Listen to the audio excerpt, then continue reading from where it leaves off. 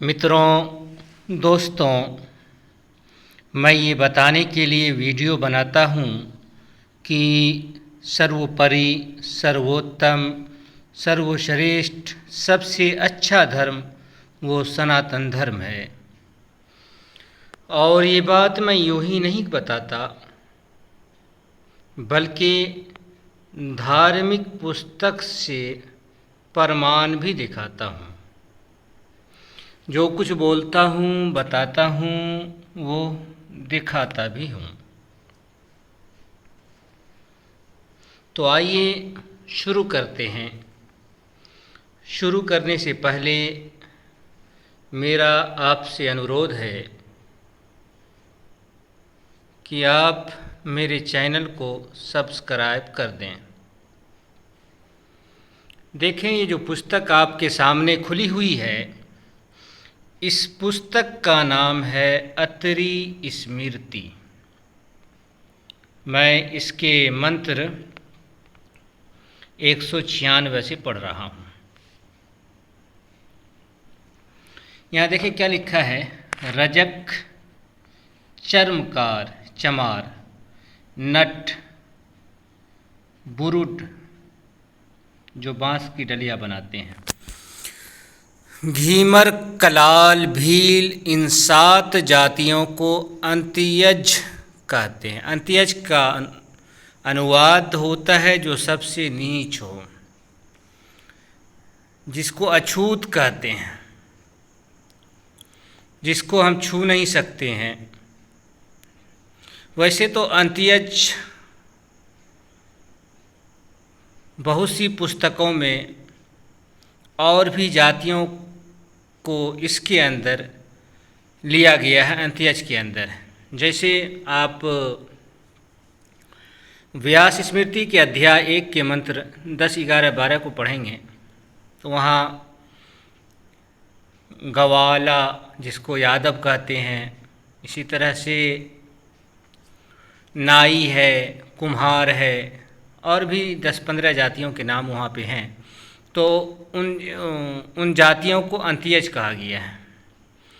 तो अंत्यज से वहाँ तो ये बात भी लिखा है कि अगर कोई इससे वार्तालाप कर ले, बातचीत कर ले, तो स्नान करे। यानी कि अंत्यज से बात करने से भी पाप लगता है, आदमी अपवित्र हो जाता है। तो अंत्यज का अनुवाद यही होगा कि आप उसको छू नहीं सकते हैं, उससे बोल नहीं सकते हैं, कि इससे भी एक तरह की अपवित्रता आती है। यहाँ और भी कुछ आगे है, देखते हैं। जानकर, यानी जानबूझकर जो स्त्री इनसे अथवा जो मनुष्य इनकी स्त्री में गमन करता है और जो इनके यहाँ का अन्न भोजन करता है, वह दान लेता है, उसका प्रायश्चित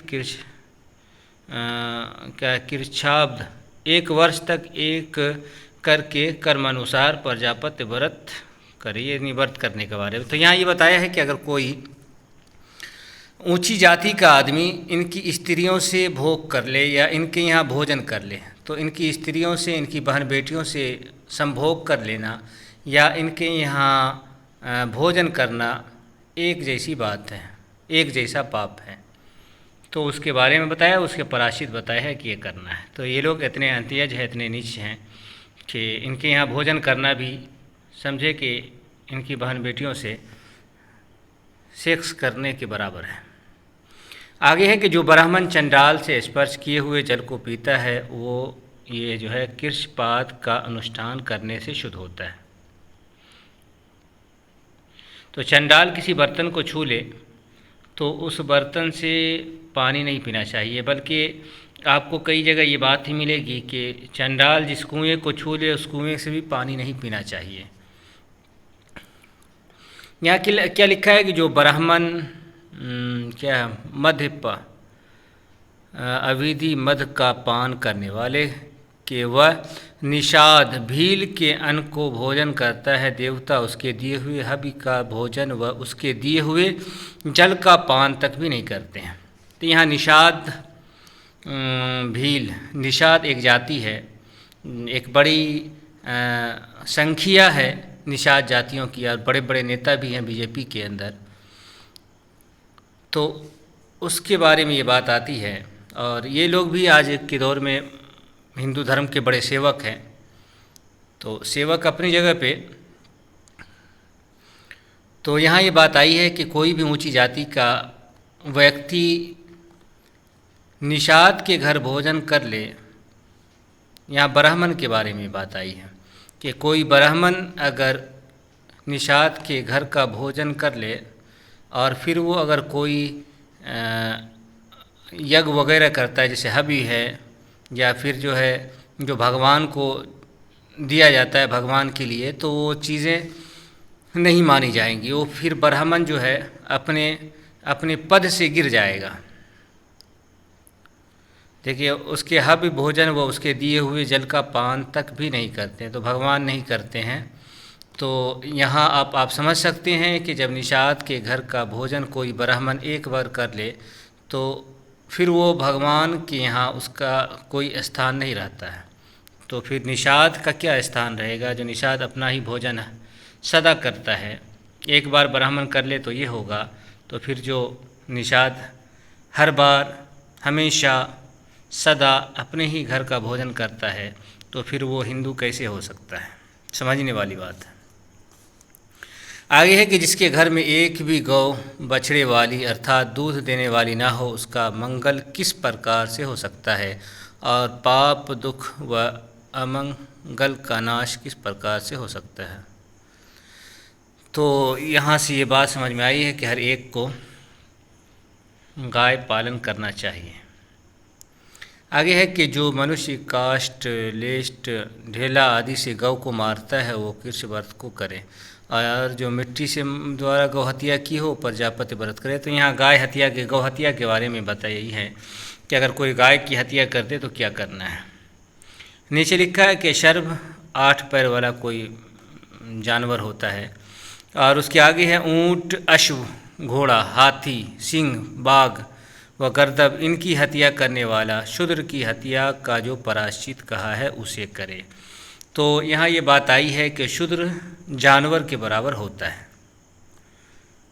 जैसे ये इन जानवरों को अगर कोई मार दे जान से, तो जो प्रायश्चित है, जो पाप है, वही पाप एक शूद्र को, जो 85% 85% हिंदू हैं, उनकी कोई हत्या कर दे ऊँची जाति वाला, तो वो जाने के मतलब वो ये समझे कि हमने इन जानवरों की हत्या की है।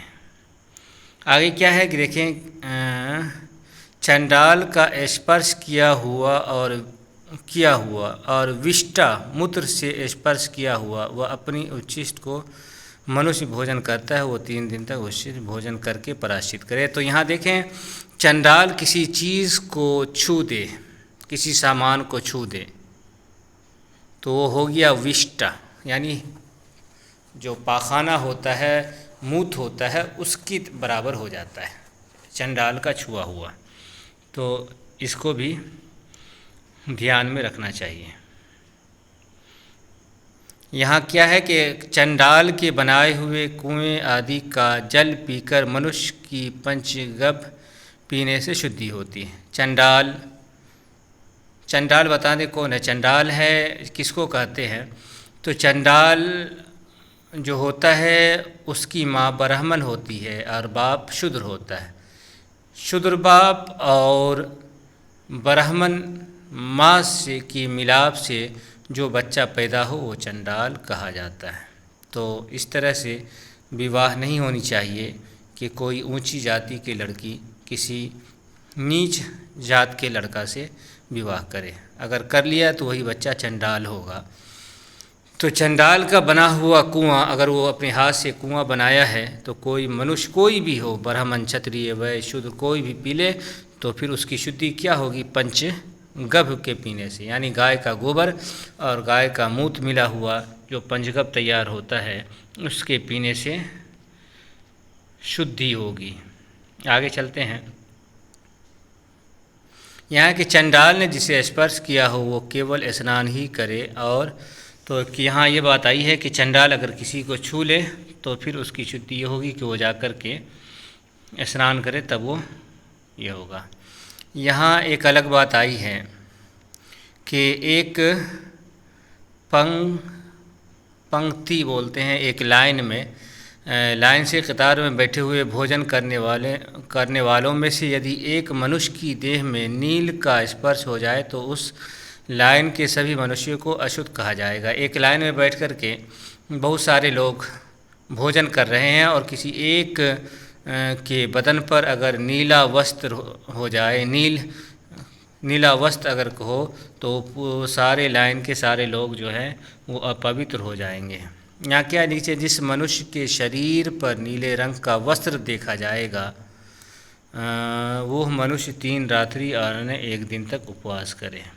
यानी कोई पहन ले तो 3 रात उपवास करे या फिर वो करे।